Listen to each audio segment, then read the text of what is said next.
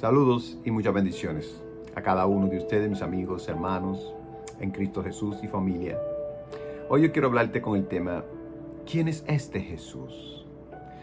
¿De cuál se habla tanto? Este Jesús que ha ido evolucionando al mundo entero, que nació en una ciudad de Belén insignificante, pero con profecías, en un lugar remoto, si se puede decir así, escondido, rodeado, una pequeña tierra en Israel, Jerusalén.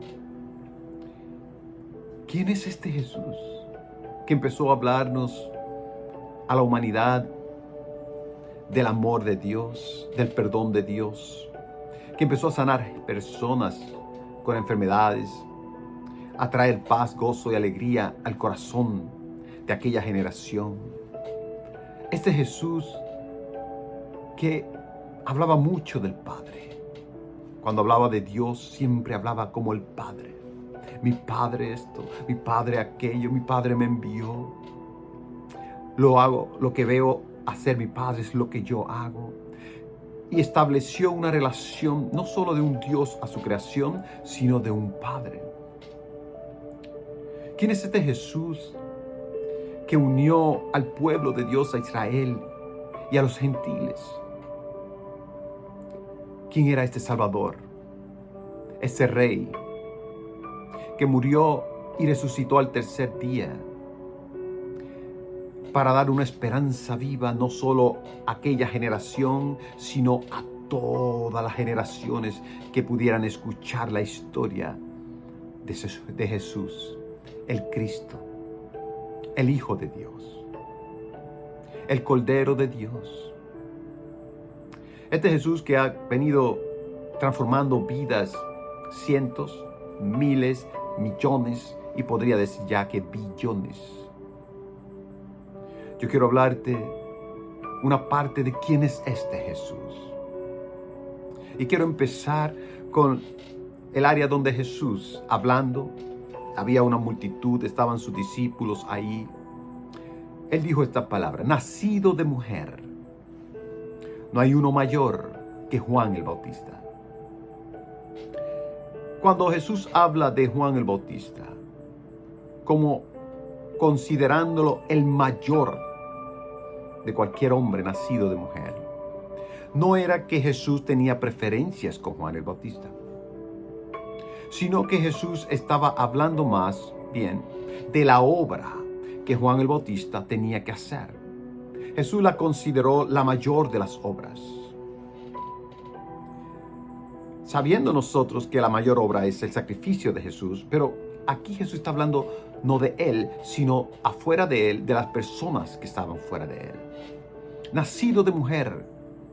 No hay uno mayor que Juan el Bautista. Yo quiero hablarte un poco de Juan el Bautista para que entiendas la obra que este gran hombre hizo. No era muy famoso, pero había completado, obedecido el mandato de Dios de trabajar aquello que Dios le llamó a hacer. Muchas veces todos hemos sido llamados a hacer algo para Dios y debemos movernos a hacer exactamente eso que Dios nos llama a hacer. No podemos salirnos del plan de Dios y colocarnos en nuestro plan para hacer cosas para Dios. Se ve bien, pero no, necesitamos estar exactamente haciendo las cosas que Dios quiere que hagamos cada uno de nosotros individualmente. Porque eso significa trabajar en un orden y en una obediencia absoluta a Dios. Yo no puedo hacer lo que yo quiera en el ministerio. Yo más no puedo predicar lo que me dé la gana. Yo tengo que orar. Tengo que pedirle al Espíritu Santo que me diga qué debo hablar. Y es lo que yo hago. Y es lo que yo creo que todos los cristianos hacemos. Habrá uno y otro que no, pero hablamos de la mayoría. Igual que en el llamado.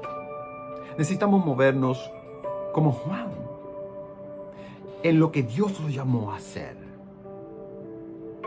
No podemos hacer cosas que Dios no nos llamó a hacer, como Salomón, que se puso a hacer sacrificios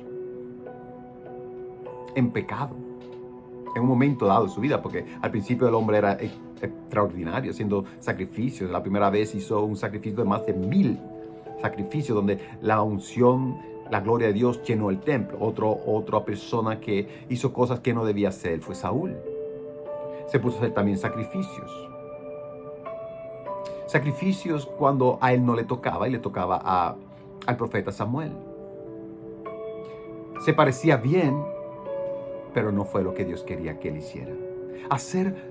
Averiguar y conocer la voluntad de Dios para nuestras vidas nos va a llevar a hacer aquello, sin pensar en cantidades, sin pensar en cuánta fama tengamos. Juan el Bautista era uno de esos hombres de Dios, y por eso Jesús le llamó, o le decía de Juan el Bautista, hablando de él: nacido de mujer, no hay uno mayor que Juan el Bautista. Juan el Bautista es considerado en las Escrituras el último profeta.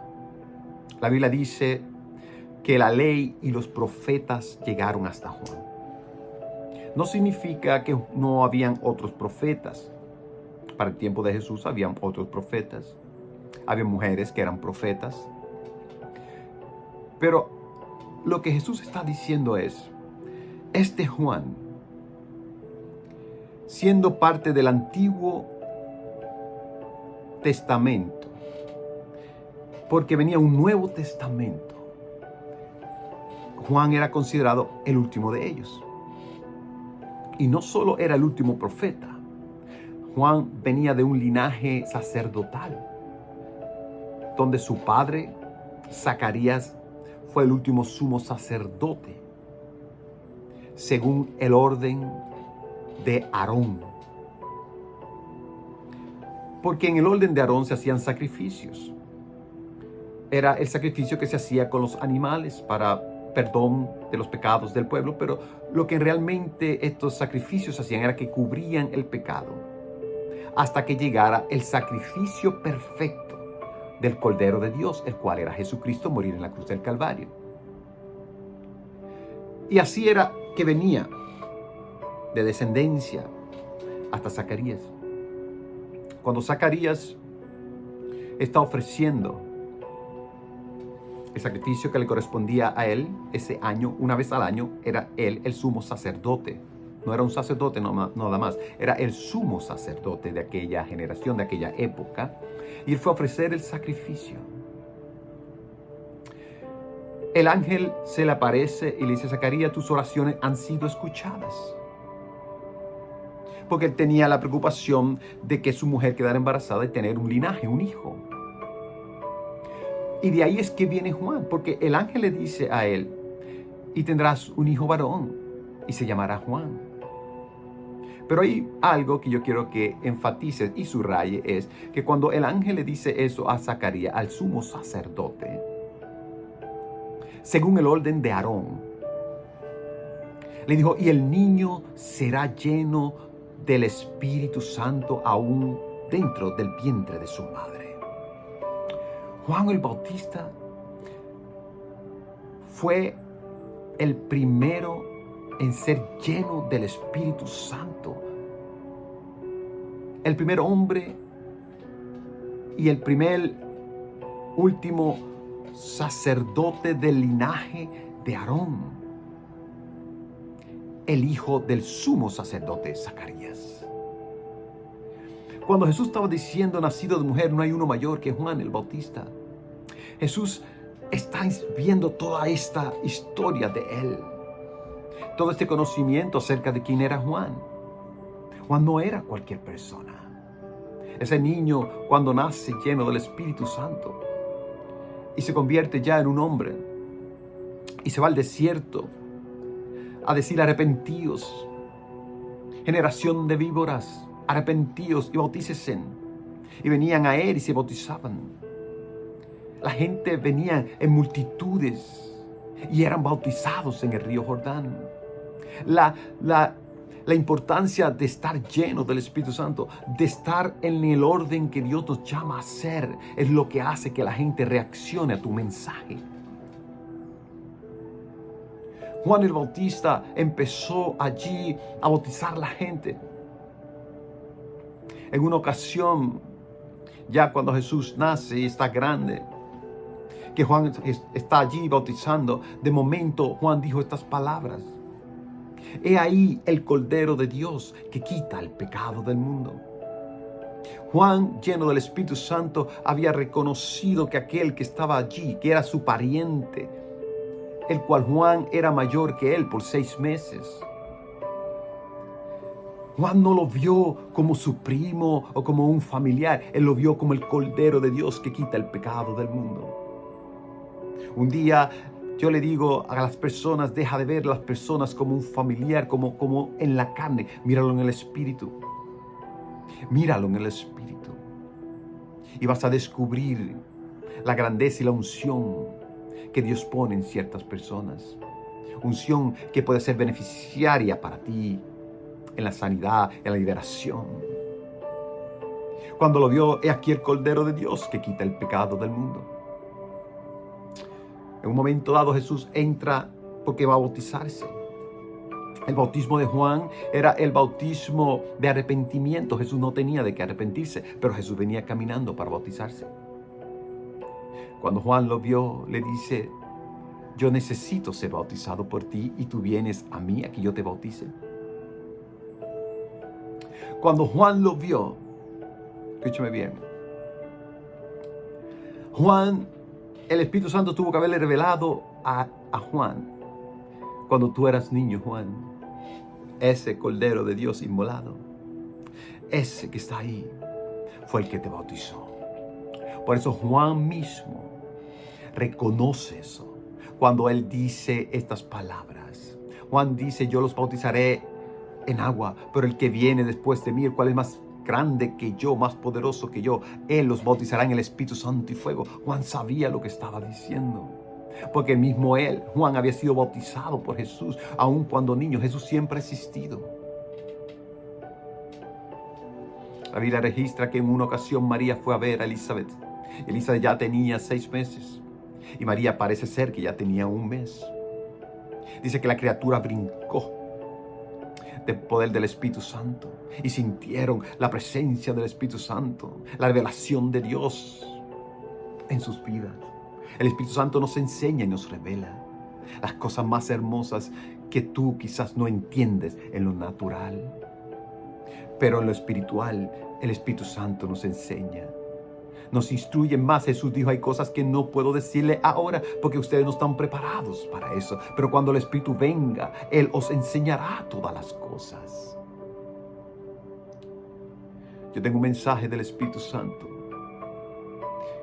que todavía no lo puedo dar, de mis experiencias y algo que Dios me mostró, pero es la necesidad del creyente acercarse al Espíritu Santo. Cuando Jesús va bajando hacia el bautismo, Juan no quería bautizarlo. Juan sabía que el hombre que estaba bajando ahí era el que bautizaba con el Espíritu Santo. Juan decía: yo bautizo en agua, pero este es otra cosa. Este bautismo es otra cosa. Esto es más poderoso que lo que una mente, un corazón, una persona pueda entender. Mi oración a Dios es que tú desees el bautismo del Espíritu Santo y puedas experimentar las cosas más hermosas que Dios tiene para ti. Ese día tu vida va a cambiar. Ese día tu mente va a cambiar. Ese día alrededor tuyo la atmósfera va a cambiar. Y Jesús le dice: Juan, cumplamos cada cual con lo que tiene que hacer. Y Juan bautiza a Jesús. Pero escúchame bien. Cuando Jesús dice nacido de mujer, no hay uno mayor que Juan el Bautista. Aquí hay algo más. Aquí hay algo más profundo. Es algo que podría ser para muchos un misterio. Es algo que quizás la iglesia no sabe. Hay algo aquí que sucede. Y esto es bien importante que escuches bien esto que te voy a decir. Cuando Juan el Bautista bautiza a Jesús, acuérdate, Juan bautizaba para arrepentimiento de pecado. Jesús no tenía que arrepentirse de ningún pecado. Así que el bautismo de Juan a Jesús no le caía. En otras palabras, no era. Pero algo pasó ahí. Porque sí, Jesús dijo: vamos a cumplir con esto. Lo que sucedió en aquel momento, escúcheme bien, fue una transición de sacerdocio. Aquel momento lo que hubo fue, escúchame bien, que siendo Juan el Bautista el hijo de Zacarías, el sumo sacerdote, según el orden de Aarón. Así que Juan, aunque se le consideraba como profeta, el último profeta del Antiguo Testamento, también él era sacerdote. Y al ser el sacerdote, él tuvo que hacer una transición al sacerdocio que le correspondía a Jesús.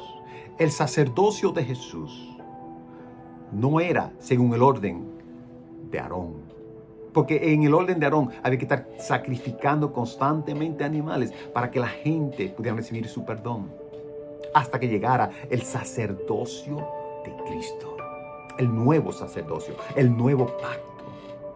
El antiguo pacto, la gente tenía constantemente que estar ofreciendo sacrificios por su pecado, y su pecado realmente no era totalmente perdonado.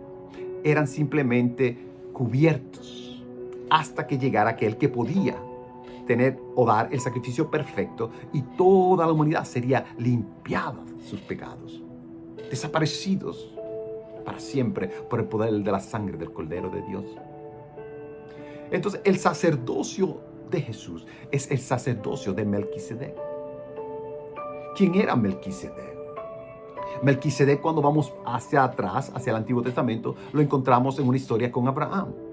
Abraham, cuando vence a 5 reyes y tiene la victoria, que él viene de camino, Abraham le da los diezmos de todo a Melquisedec, rey de Salem, rey de paz. No tenía genealogía de padre ni de madre, nadie sabía. Pero sabemos por la revelación del Espíritu Santo que ese sumo sacerdote llamado Melquisedec era Jesucristo, al cual Abraham le ofreció todo. Y no solo eso, ese sumo sacerdote llamado Melquisedec, el cual es Jesucristo, bendijo a Abraham. ¿Cómo es posible? Siendo Abraham el padre de la fe de multitudes de personas, fue bendecido por un sumo sacerdote llamado Melquisedec. La Biblia dice que cuando tú eres bendecido por alguien, el que te bendice es mayor que tú. Por eso somos bendecidos por parte de Dios, primeramente, porque Él es mayor que nosotros. Y en otra ocasión, Jesús en el Nuevo Testamento, hablando de Abraham, dice: Abraham quería ver mi día y lo vio y se gozó. Estaba hablando de ese momento. Y los fariseos le preguntaron: ¿pero cómo? Si tú no tienes ni 50 años. Porque no entendieron la profundidad de la revelación y del plan redentor de Dios. Ahora, necesitábamos un sacrificio expiatorio perfecto. Necesitábamos entrar en un nuevo sacerdocio.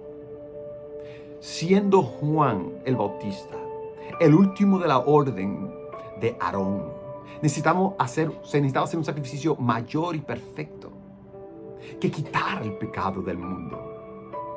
Cuando Él bautiza a Jesús, es lo que está haciendo una transición. De ahora en adelante hay un nuevo pacto. De ahora en adelante no es la sangre de los animales que nunca pudieron quitar el pecado de la humanidad, sino que de ahora en adelante es la sangre del Cordero de Dios, el cual es Jesucristo, el que nos limpia de todo pecado.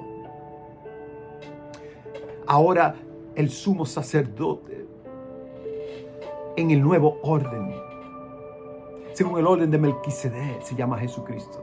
Él es el sumo sacerdote. Ahora el ministerio sacerdotal del Nuevo Testamento, el cual Jesús es el sumo sacerdote, ya no viene de la tribu de Leví, ahora viene de la tribu de Judá. En este nuevo sacerdocio estamos tú y yo, bajo nuevas promesas, promesas mayores. Por eso tú y yo podemos arrodillarnos. Tú que me estás escuchando, puedes estar en una cárcel, puedes estar en un hospital, puedes estar en el auto escuchando esto y el Espíritu Santo te esté tocando. Estaciónate, porque quiero que escuches bien. Puedes estar en la iglesia, puedes estar en donde quiera que tú estés. Y si tú le pides perdón a Dios, ya no necesitas ofrecer un sacrificio tú, porque el Padre ha ofrecido el mejor sacrificio. El sumo sacerdote Melquisedec, el cual es Jesús, ofreció el mejor sacrificio, y no de un animal, sino de Él mismo. Ofreció su vida por ti y por mí en la cruz del Calvario, para limpiar de pecado no solo a los del pasado, a todas las personas que su sacrificio por medio de Aarón era cubierto. No, este sacrificio limpió también los pecados de todos ellos y limpió nuestros pecados. Ahora nosotros tenemos un sacrificio mejor y perfecto. El Cordero de Dios, en la oportunidad de la humanidad. No puedes rechazar el sacrificio de la cruz de Cristo. Jesús murió allí, no solo como tu Señor y Salvador. Él murió allí como el sumo sacerdote, pero murió como el Cordero inmolado de Dios que quita el pecado del mundo. Lo que Juan estaba diciendo. Y aquí el Cordero de Dios que quita el pecado del mundo. Él estaba profetizando, conociendo y haciendo una transición. Por eso Jesús le dijo, nacido de mujer, no hay uno mayor que Juan el Bautista. Juan el Bautista no solo era el último de los profetas, sino fue el hombre que se encargó de hacer la obra más grande que un hombre puede hacer. ¿Quién podría sumergir a Jesús en el agua y sacarlo del agua? Solo el último sacerdote también. Yo sé que usted dirá, pastor, pero no dice que es un sacerdote, dice que es un profeta. Escúchame bien. Hay cosas que Jesús dijo, yo no las puedo decir ahora porque no las pueden sobrellevar. Pero cuando el Espíritu Santo venga, Él os enseñará, os revelará todas las cosas. Por eso es urgente que nosotros entendamos la presencia de la persona que es el Espíritu Santo. El Espíritu Santo es Dios, porque Dios es Espíritu. Me gustaría hablar más de este tema, que es el tema que debería estar hablando y predicando yo más constantemente, porque para eso Dios me llamó. Para eso me dio el conocimiento acerca de este tema. Para eso es que me dio la visión audible que pude ver de lo que va a pasar. Yo quiero decirte algo. Tenemos el mejor sacrificio que jamás se haya podido tener. El sacrificio más perfecto que paralizó todo el reino allá arriba, todos los ángeles, hasta los demonios, Satanás, todos se tuvieron que dar aquí. ¿Qué pasó aquí?